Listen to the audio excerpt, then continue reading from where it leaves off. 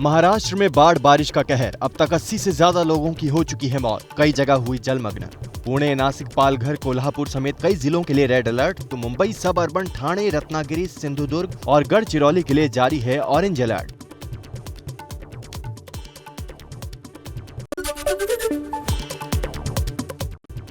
महाराष्ट्र के भंडारा में भारी बारिश की वजह से गोसीखुर्द बांध के 28 दरवाजे खोले गए। आसपास के गांवों को अलर्ट किया गया। महाराष्ट्र के नागपुर में बाढ़ बारिश से बुरा हाल। केलवद इलाके में कपिलेश्वर मंदिर के परिसर में बाढ़ के पानी का रौद्र रूप दिखा।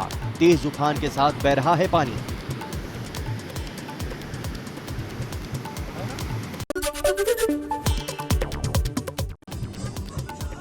नागपुर के वाड़ी इलाके में नेशनल हाईवे पर एक होटल के बाहर पानी भरा।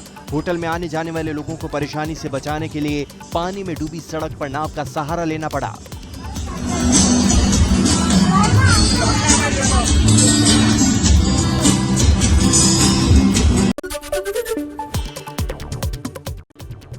महाराष्ट्र के गढ़चिरौली के आलापल्ली में भीषण बारिश। 200 से ज्यादा घरों में घुसा बाढ़ का पानी। एसडीआरएफ समेत दूसरी टीमें तैनात।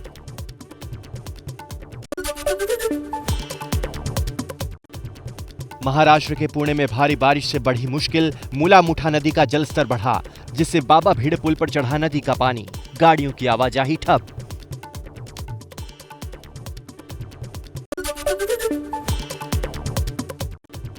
महाराष्ट्र के कल्याण में बारिश से हाहाकार।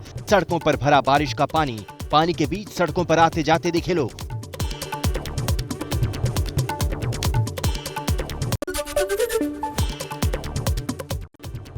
महाराष्ट्र के पालघर के वसई में लैंडस्लाइड। मलबे में दबने से एक शख्स की मौत और 2 लोग गंभीर रूप से घायल। 2 लोगों को सुरक्षित भी निकाला गया। मुंबई में तेज बारिश से दादर इलाके में सड़क किनारे दुकानों पर गिरा पेड़। पेड़ की चपेट में आई 3 दुकानें, हुआ नुकसान।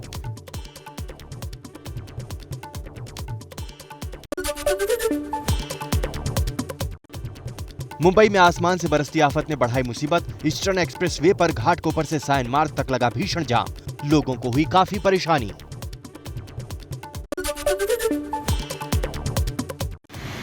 मुंबई में लगातार बारिश से लोगों को परेशानियों का करना पड़ रहा है सामना। विले-पार्ले हाईवे पर जल जमाव से लगा लंबा जाम।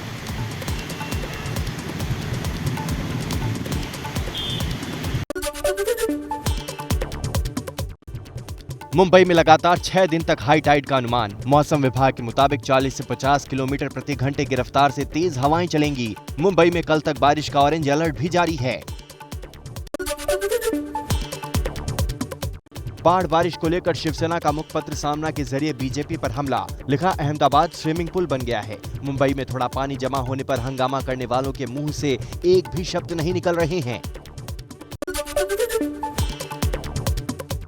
गुजरात के आणंद में मूसलाधार बारिश से सड़कों पर नदी जैसा पानी का बहाव। स्कूल में फंसे बच्चे, सभी को सुरक्षित निकाला गया। गुजरात के नवसारी में बारिश का कोहराम। पूर्णा नदी का जलस्तर खतरे के निशान से ऊपर पहुंचा। नदी के आसपास के इलाकों में बाढ़ जैसे हालात। गुजरात के राजकोट में पानी का प्रहार जारी। न्यारी डैम बारिश के पानी से लबालब भरा।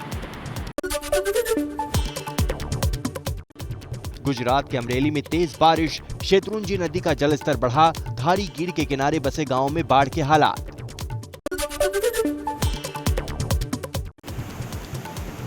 गुजरात के गीर के जंगल में भारी बारिश से नदियों में उफान। कोडिनार के पास विठलपुर से गुजरने वाली सांगवाड़ी नदी में आई बाढ़।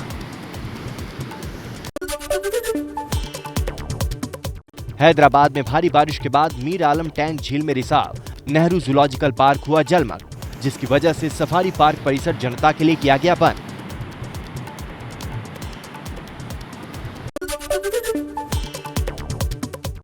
राजस्थान के बारां में बारिश से नदियों में उफान। पार्वती नदी का जलस्तर बढ़ने से टापू बना हनोतिया गांव। रात भर फंसे रहे 16 मजदूर। 20 घंटे बाद हुआ रेस्क्यू।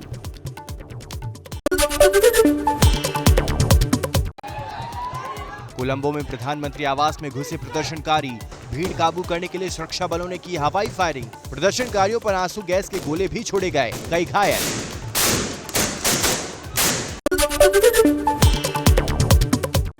कोलंबो में श्रीलंका के प्रधानमंत्री ऑफिस में घुसने की कोशिश कर रहे प्रदर्शनकारियों पर पुलिस ने आंसू गैस के गोले दागे। एक शख्स को एम्बुलेंस से ले जाया गया। श्रीलंका में हिंसक प्रदर्शन की वजह से पूरे देश में लगाया गया इमरजेंसी लॉ। राजधानी कोलंबो में कर्फ्यू लागू। एसटीएफ और श्रीलंकाई सेना ने संभाला मोर्चा। श्रीलंका में प्रदर्शनकारियों की ओर से हिंसा करने के बाद सख्ती। कोलंबो में प्रदर्शन स्थल के ऊपर चक्कर लगाते दिखे वायुसेना के हेलीकॉप्टर।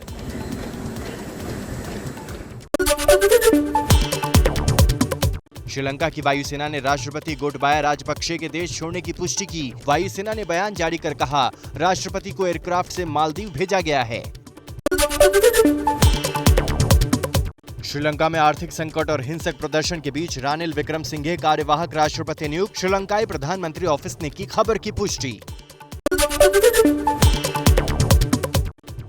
रानिल विक्रमसिंघे के कार्यवाहक राष्ट्रपति नियुक्त होने पर विपक्ष ने उठाए सवाल। विपक्षी नेता साजिद प्रेमदासा ने कहा, पीएम तभी कार्यवाहक राष्ट्रपति बनते हैं। यह स्पीकर की सलाह से चीफ जस्टिस को लगे कि राष्ट्रपति काम करने में असमर्थ हैं।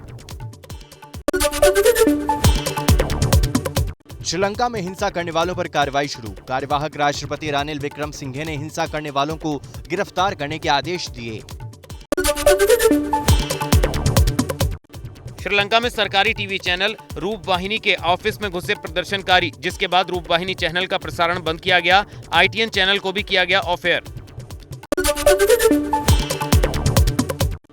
गुरु पूर्णिमा के मौके पर महाराष्ट्र के सीएम एकनाथ शिंदे ने मुंबई में बाला साहब ठाकरे की समाधि स्थल पर जाकर किया नमन। शिंदे ने कहा, मैं बाला साहब की वजह से ही सीएम बना हूं। मुंबई के दादर में गुरु पूर्णिमा के मौके पर शिंदे गुट ने लगाए शुभकामनाओं के पोस्टर। लिखा, बाला साहिब के विचारों से धोखा नहीं, बुझने वाले कभी अंगार नहीं होते, हिंदुत्व के बिना कोई विचार नहीं होते।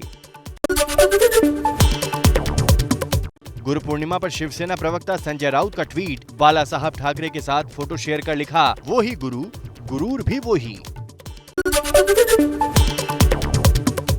कांग्रेस ने एनडीए की ओर से राष्ट्रपति उम्मीदवार द्रौपदी मुर्मू पर अपने नेता अजय कुमार के बयान से किया किनारा। पार्टी प्रवक्ता गौरव वल्लभ बोले, ये कांग्रेस का बयान नहीं, अजय कुमार ने कहा था, मुर्मू बुरी विचारधारा का प्रतिनिधित्व करती हैं। श्रीनगर के लाल बाजार इलाके में पुलिस नाका पार्टी पर आतंकी हमला। एएसआई मुश्ताक अहमद शहीद, 2 पुलिसकर्मी घायल। हमले का सीसीटीवी वीडियो आया सामने।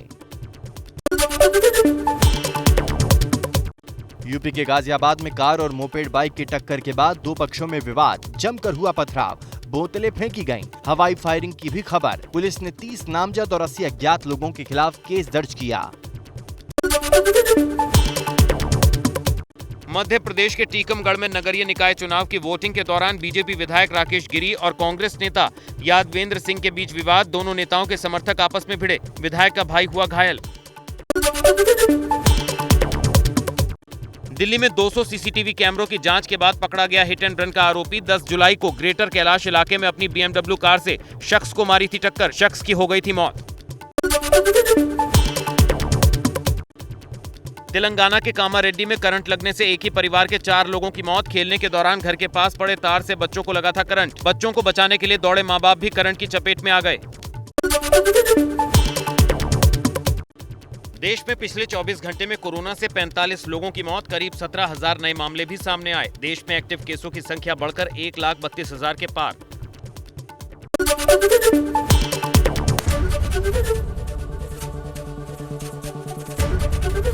एबीपी न्यूज आपको रखे आगे।